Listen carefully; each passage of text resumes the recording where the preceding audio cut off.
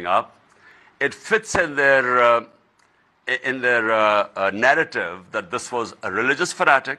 And by the way, he was not a religious fanatic because social media is so active these days. They went and interviewed all the people around him, the neighbors and everyone, and this guy didn't even say his prayers. Forget about him being a religious fanatic. But he was trained in shooting. And so what happened was that this guy would have killed most of, the 3 or 4 people on top because he was only a few feet away, and he fired a burst. But as he was taking his gun out, one of the person in the crowd, and you can see it in the video, when he saw him taking the gun out, he put his hand on the gun, so the burst, rather than hitting us on the top body, as it went down, it hit us on the legs. So as it hit us on our legs collapsed.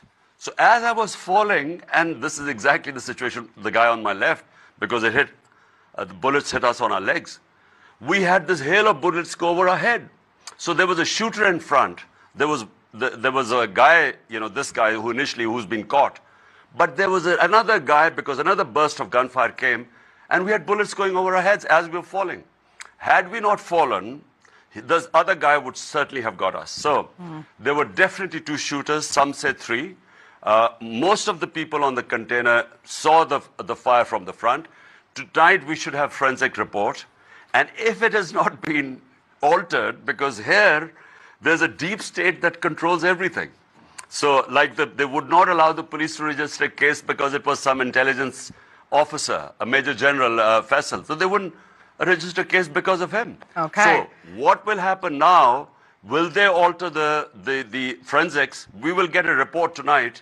And we know, all of us know, that there were firing came from 2 sides.